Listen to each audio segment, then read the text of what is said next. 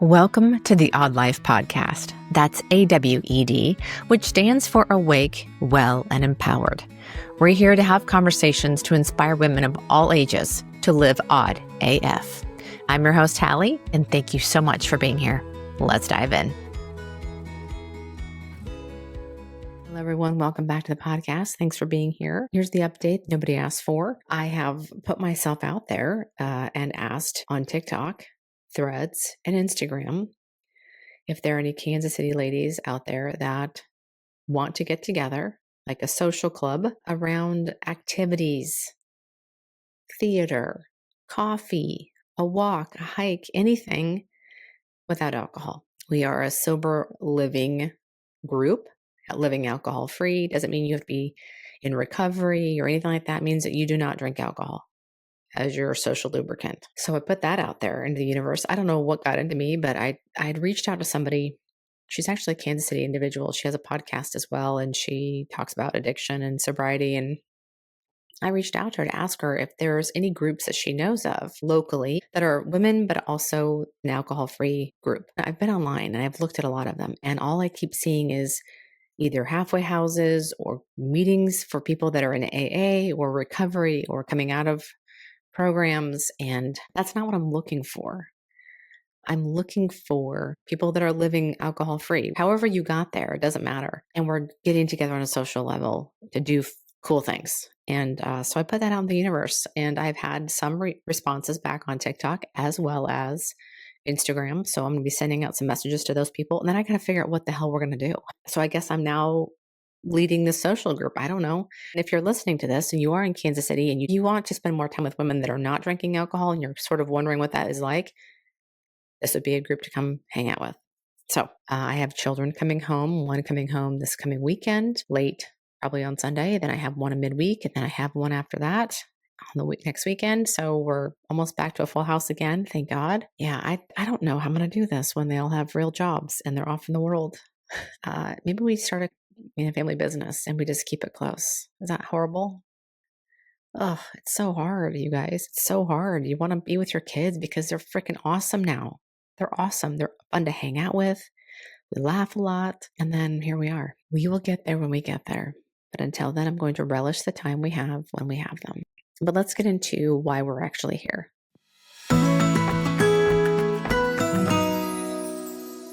Hey friends, want to take a quick second to point out a product that I'm using on a daily basis called Perfect Amino. It's by Body Health, and it's one of my favorite supplements. It's composed of pure essential amino acids, the building blocks of protein, in a form and ratio that's up to 99% utilized, but without the caloric impact and without breaking a fast.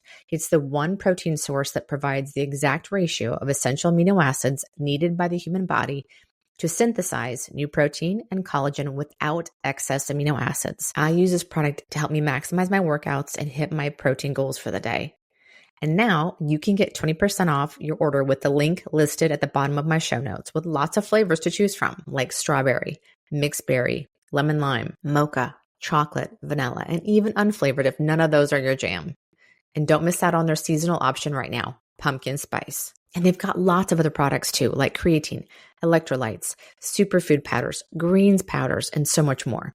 Again, that's Perfect Amino by Body Health, and you can get 20% off your entire order when you use the link in my show notes. Now, back to the show.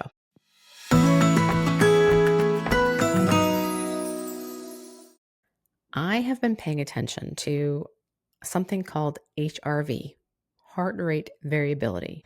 It is a marker of your health. And it's one I've never paid attention to before. Didn't really know about it until about, 6 months or so ago, 6 months to a year ago. If you have an iPhone, you know that there's an app called Health. It's a white square with a red heart in it. And there's all kinds of measurements that you can look at. If you select all heart data, it takes you to a bunch of other things.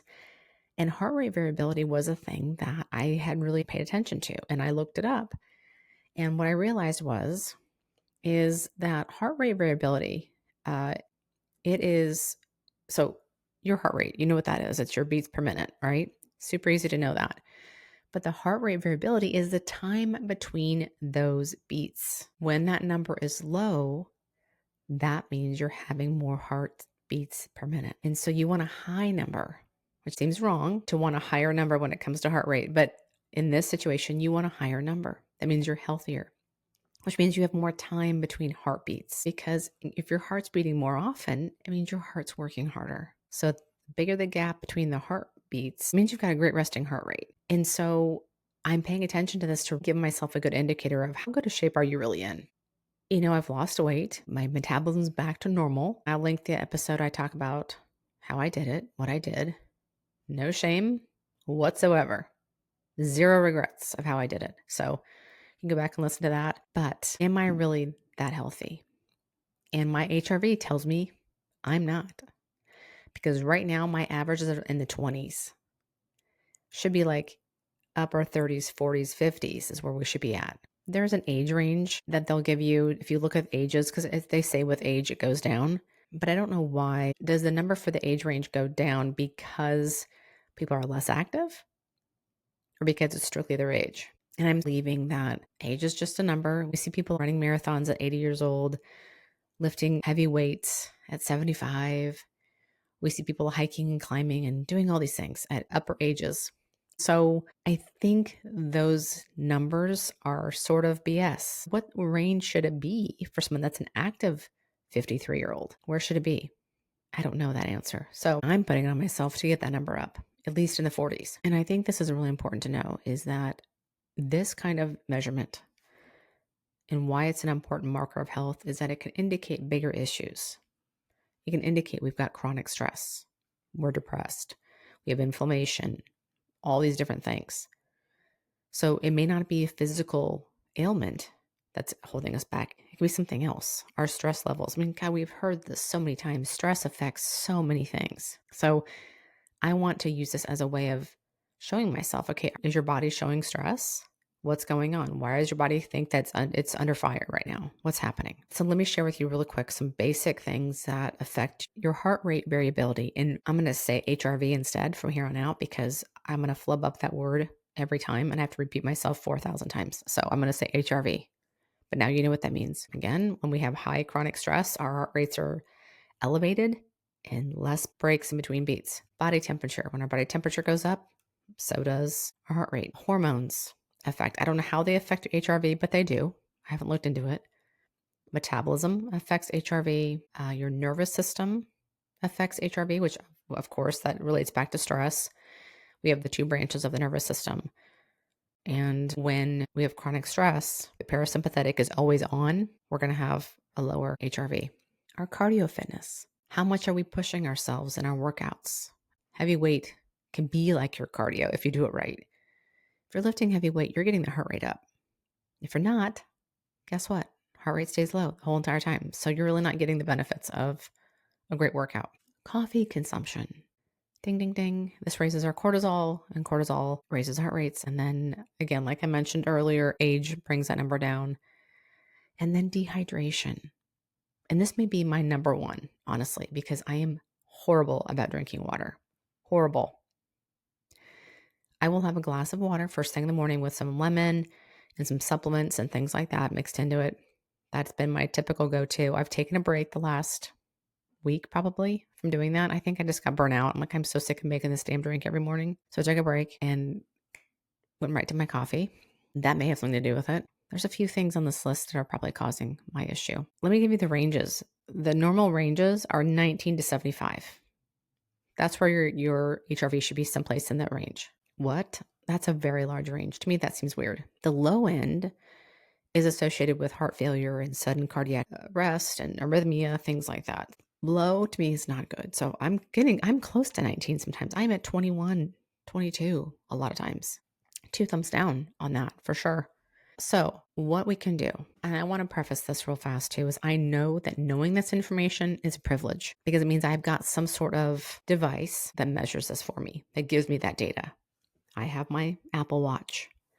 I do believe that if you have some sort of smartphone, I think you take your own measurements and do your own heart rate through your phone. I think it's through the flashlight. You can put your finger up to it and it counts your heart rate beats per minute. It should be able to give you your HRV. There's a lot of devices out there now.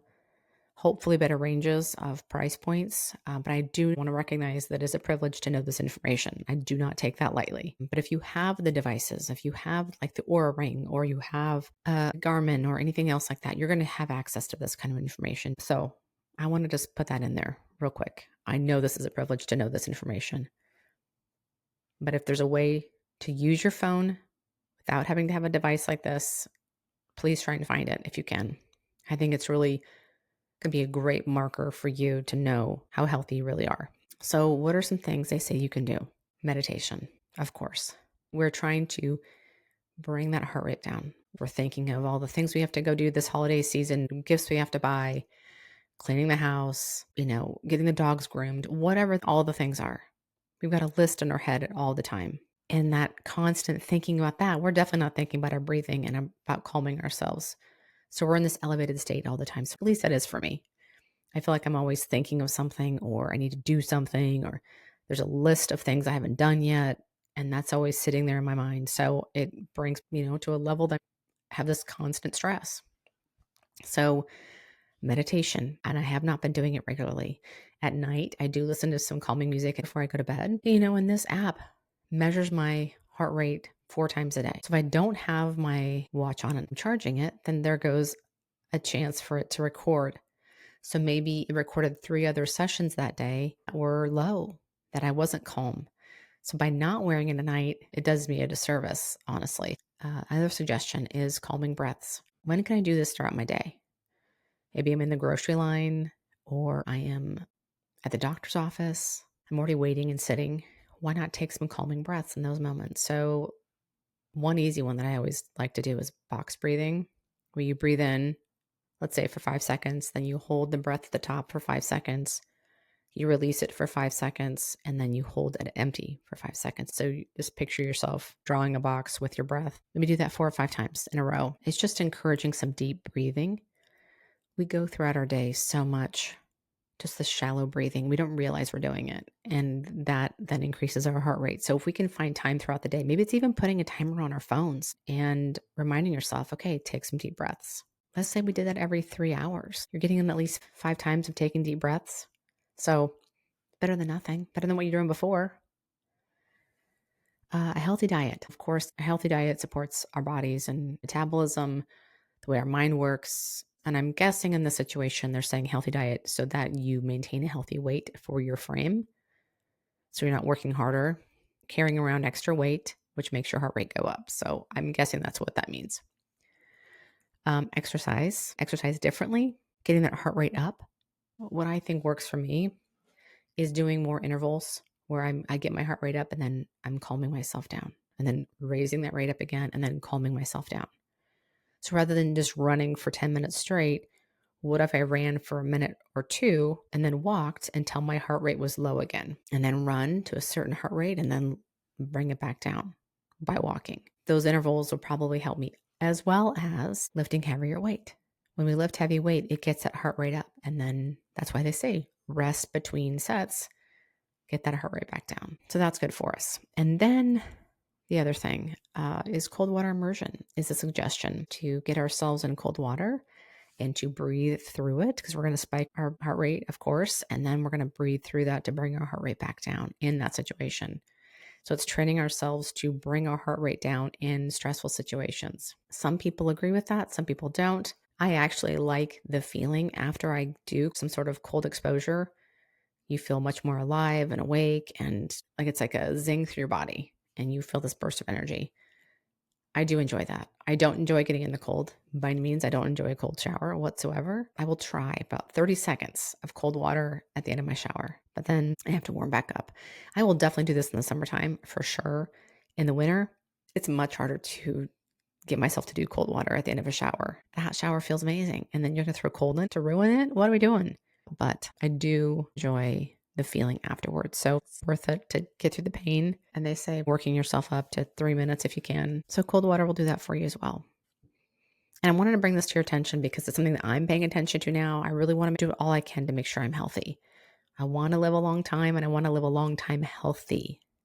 I don't want to be 75 and live until 90, but I'm in poor condition. My body's been through the ringer and I'm suffering the last 15 years of my life. I want to be active and I want to be with it. I want to play with my grandkids and travel and walk and play pickleball and tennis and do all the things I want to do as I get older. So I want to make sure I'm really doing the right things. I think I'm doing a good job. And it's things like this that tell me, maybe not. So I've got some work to do. And I thought I'd bring it up to you as well, just so you could take a look at it. If you've got a device or some way to measure your heart rate variability, I think it's worth taking a look at. It might be one of the ultimate indicators of true health. I don't know. Something to consider. I'm going to link a couple of articles that I found, as well as some more information about how to take maybe HRV if you don't have a device. And you can take a look and see, where you're at. And like I said, some of this information may be a little skewed because I'm not wearing my device every night. So it's not taking a reading in the middle of the night. So there's usually 4 readings a day. And if I'm taking one of those out, it's going to impact that average. So I have to sort of take that with a grain of salt. So that's what I know about HRV. I'm not an expert by any means, but I'm bringing this to your attention because it's something I have realized I've neglected and helps me know whether I'm really healthy or not. If you have friends or want to have more friends, which I assume is pretty much everybody, I want to let you know about one of my favorite podcasts, Dear Nina, Conversations About Friendships. Nina talks with a variety of guests who are here to help us find, keep, and grow our friendships. She covers a wide range of topics, all related to friendships that can help you in young adulthood, all the way through the empty nest and beyond. Her weekly episodes have been a cornerstone of my own podcast listening, and I hope you take a moment to check her out. Of course, the link to her podcast is in the show notes. Now, back to the show.